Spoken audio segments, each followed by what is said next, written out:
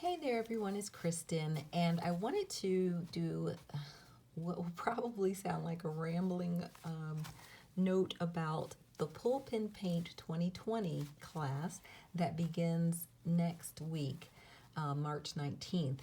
I have been in Pulpin Paint since the first year, and this is the fourth year, and I'm really glad to be teaching again for the fourth year.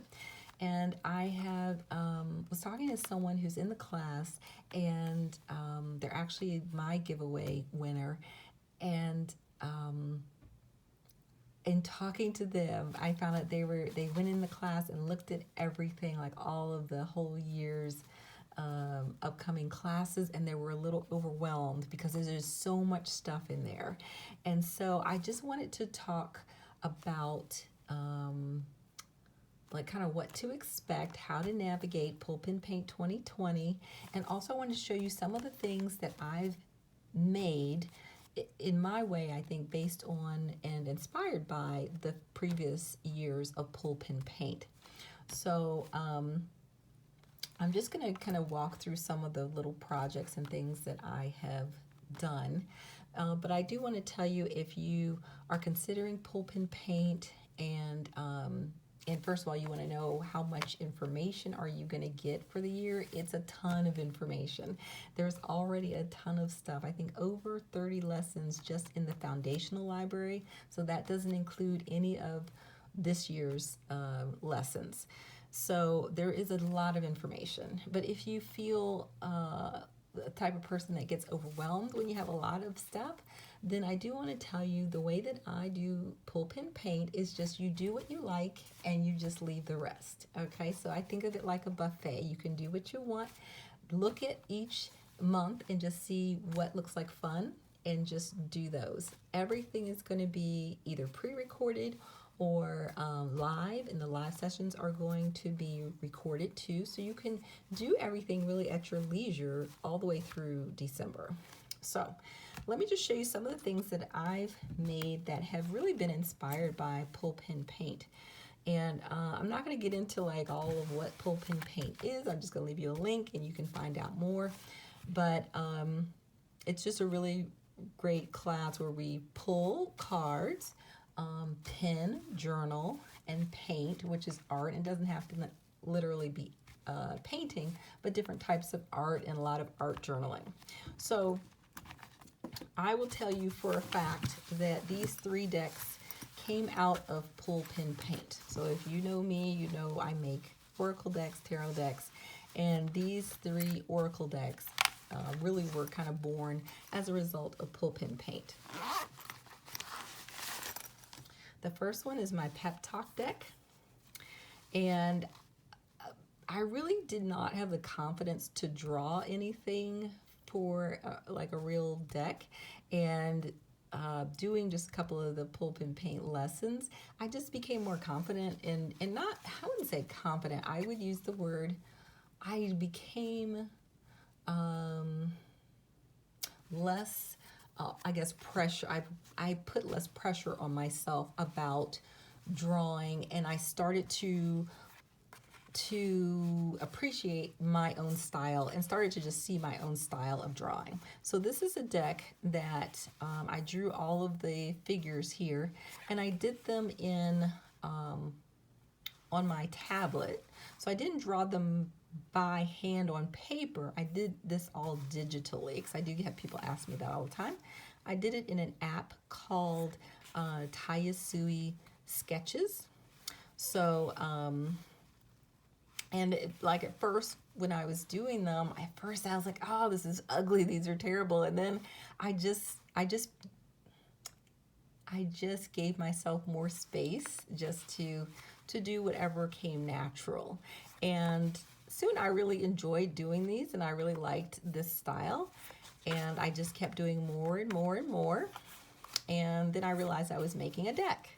So this is the Pep Talk deck, and it just has like little words for a pep talk on each card, and they're all just different little female characters that I drew I feel like this was after Pulpin Paint 1 or sometime during the first Pulpin Paint. So that is the Pep Talk deck. And then I started doing a lot more with some of the digital work. This one is the Desert Dream Walk Oracle. So I started really playing around. It's kind of like, to me, Pulpin Paint gave me a lot of ideas or just inspiration. So a lot of things weren't necessarily directly from lessons, but there was just a pull to experiment more and be more creative. That's what I always encourage people about Pulpin Paint. So if you want to just expand your creativity in whatever you're doing now, your artistic creativity, even if you don't really consider yourself an artist, to me, Pulpin Paint really gives you a lot of great ideas. So that's another thing that I think is really important. Don't think about it like you've got to do all the lessons. Nobody's checking on you for lessons. Nobody's grading you or anything like that. This is just about you and your own personal development. So with this deck, I started to add like coloring like of the people's, skin and stuff like that. So this was really a big jump or leap outside of what I had done up till this point with photographs, and enjoying different photos and changing, like I said, colors and adding more background things like stars. And so this was really kind of my first, like what I would call real digital collage. And this is the Desert Dreamwalk Oracle. And then I do remember in the first, I think it was the first year, there was specifically a lesson where we were to embody, draw, create a major arcana card. And I tried to do that and I tried to draw it. It was terrible, and it just wasn't coming out the way that I wanted it to. And then I thought, well, why don't I do this the way that I do things? Like, why am I trying to draw this if I don't really draw? So I found a way that I liked by finding images, because I like to work with images and iPhone apps for editing, and that's how I did this. This is the Oracle of the Ancients deck, and this was the deck that was born out of that. And so the first, you can see this is card 0. This is the Fool card. The first 22 cards in this deck are representing tarot, the major arcana, and then the rest of them are just kind of just different cards. So it's kind of a tarot and oracle deck. And again, I found some different images and put them together into a collage with some backgrounds and that were from like representing space and the cosmos. And I added some different elements like the light here that's coming from his mirror. And this became really a couple year project for me, just getting it to what I wanted it to look like. But really, I think I did this in the first year as well.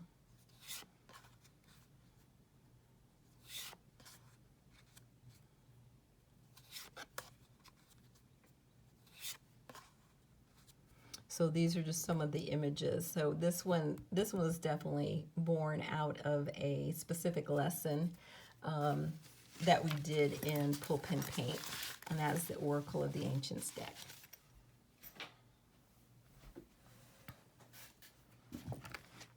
Now, one of the things that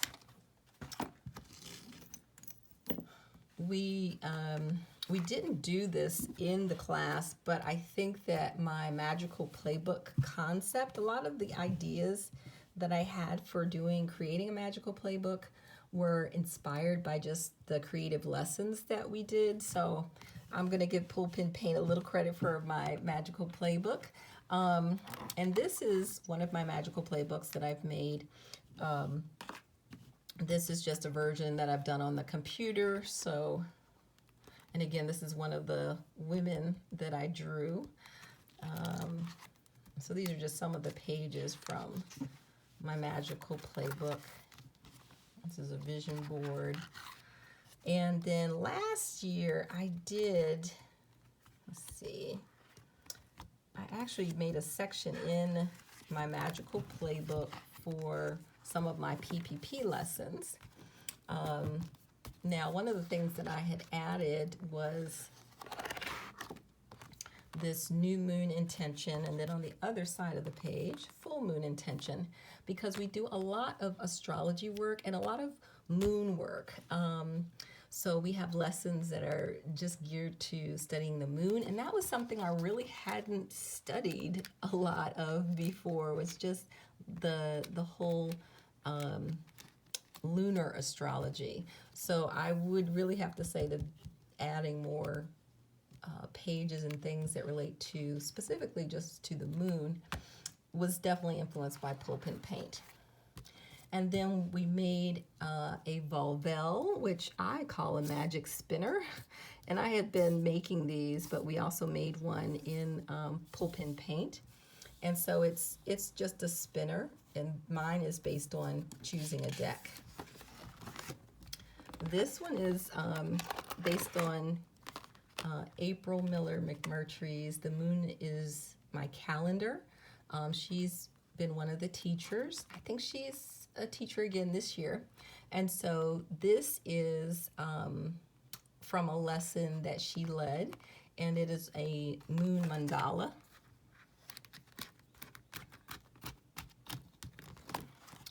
And then I also did a pendulum to go on the back of my moon mandala.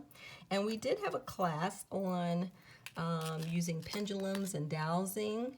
And I already had made a few pendulums, but of course I made a few more as a result of that lesson.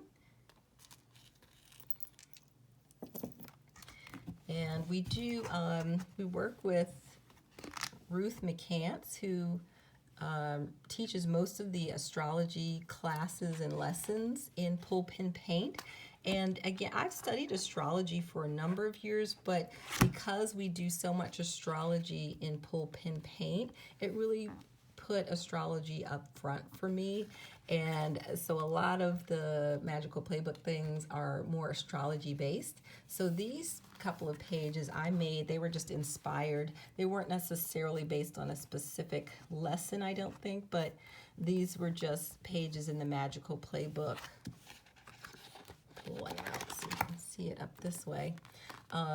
That are just based on my personal natal chart and, you know, where my house placements are. And you'll notice they're different colors. The colors are based on the elements. So you'll see this is the element of air, Gemini, Libra, and Aquarius, and where those signs are placed in houses in my particular natal chart. And this I just use for readings. And then we also had a lesson by Victoria Smith, and I think this is all part of her lesson. And I did an elemental altar, and you know, I like to do my altars in my magical playbook. If you haven't seen those, I've got a bunch of altars in my playbook. And so this was the page that kind of sits up here. I'll turn it this way. And so it kind of sits up like this. And this was the bottom part. And then I also like to do some of my altars with spreads, so you could pull out cards. And this was one of the spreads that she shared in our class.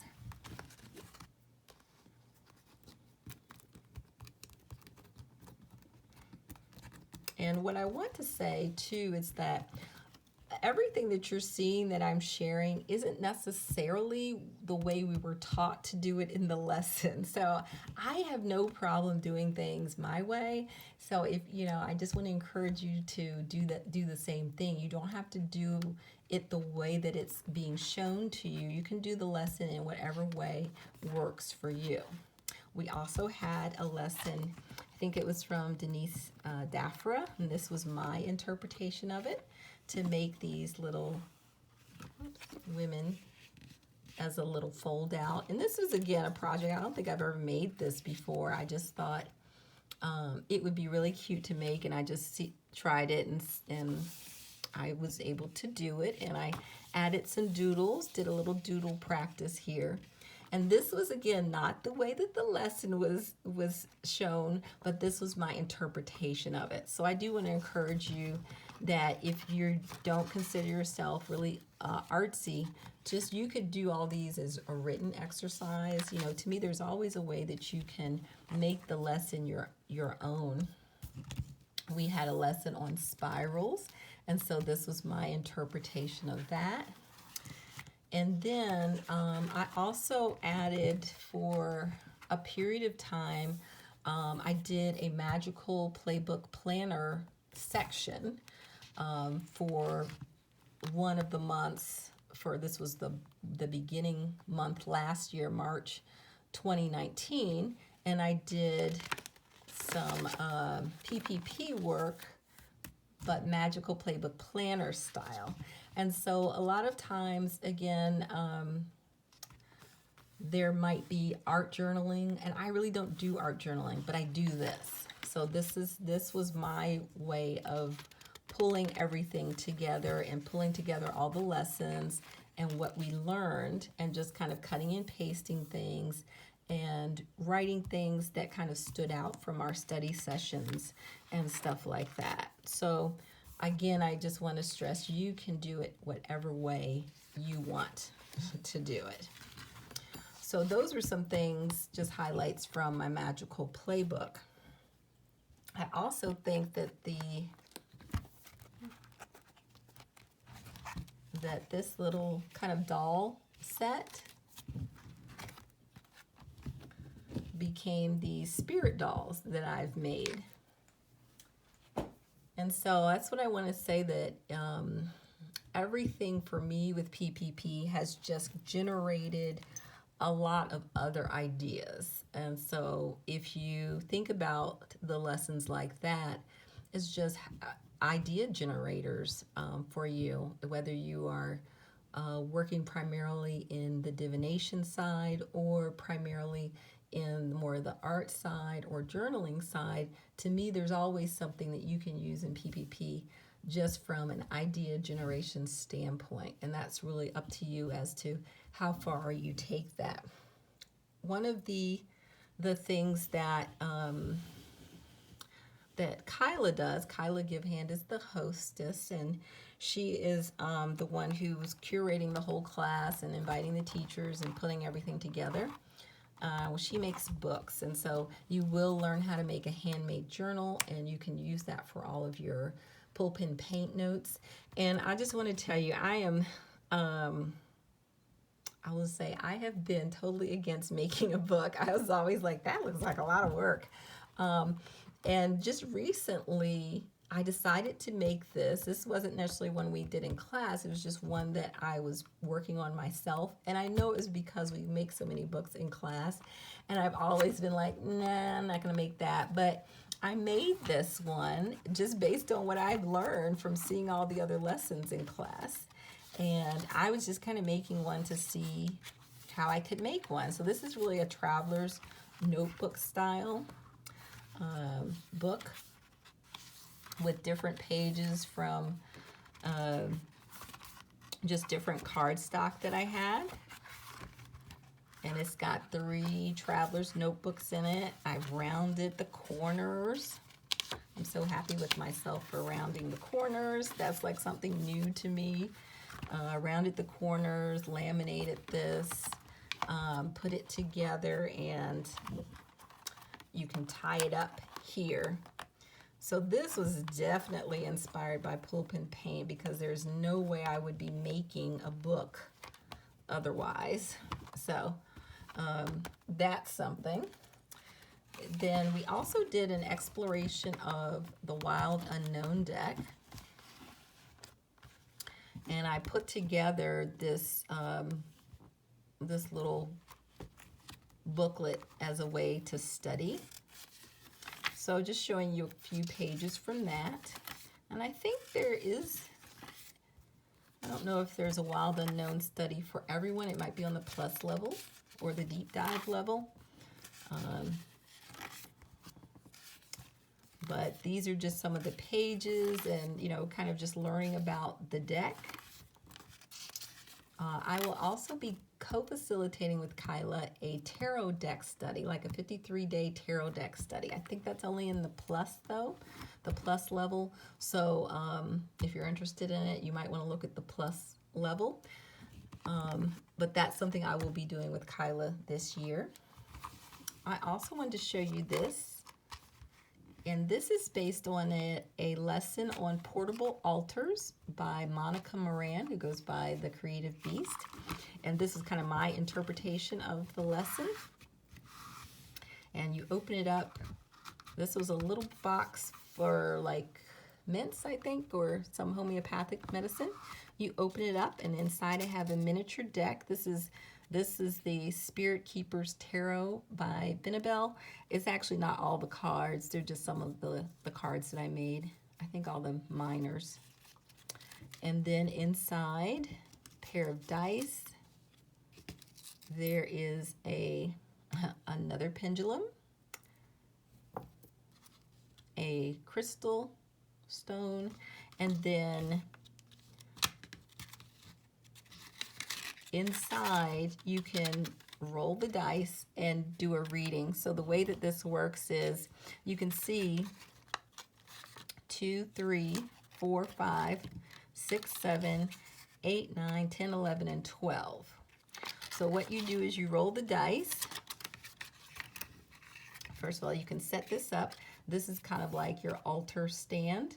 And I did this based on the full moon and the new moon. So you can set that up. Roll the dice. Oopsie. So we have a 3. So we would look at number 3 is about embracing. So you could pull a card or do a reading about what you're embracing right now. And then you could just lay out the cards for your reading.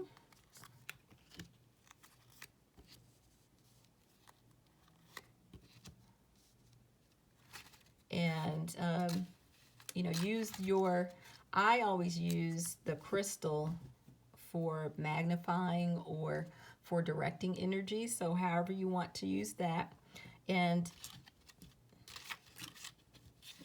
on the back of it, there is a little pendulum chart, and you can take your pendulum and work with your pendulum chart with the different elements.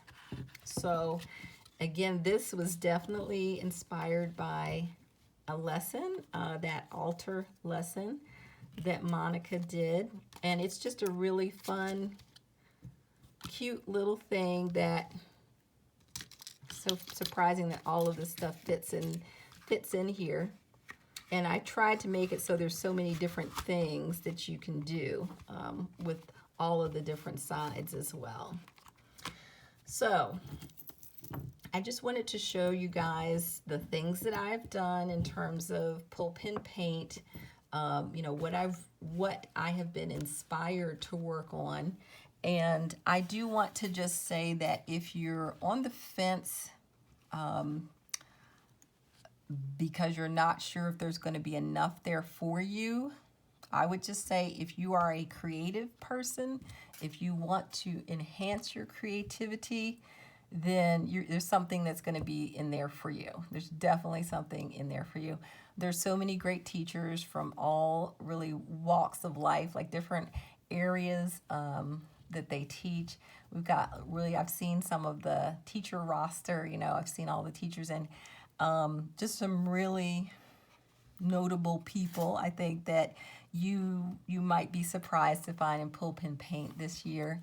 And again, what I really like is the diversity of what they're bringing and what they're sharing. And if you, like I said, whether you are creative in terms of tarot and oracle, or divination, or you're creative more on from an art perspective, or you do both, which is even better, you're definitely going to get a lot out of this class. So if you're one of those people though that's afraid of being overwhelmed, what I say is to, if you can, try to join as many of the live sessions as possible. I really feel like the live sessions are great for you to feel part of the whole community, just kind of to feel like you're pacing along with everything else. I do think that if you can attend the live sessions as much as possible, you won't feel like you're falling behind on things. You cannot really fall behind because again, you have the whole year to watch everything. The most of the art lessons are going to be pre-recorded, so you can watch them at your leisure. You can watch them whenever you want. And I always say, look at each month and just go, what jumps out at you? What looks like it's going to be fun? What looks like it'll be exciting? What looks like, something that you've never heard of before that you want to learn more about? And just go from there and just, do what you want in the class and just leave the rest.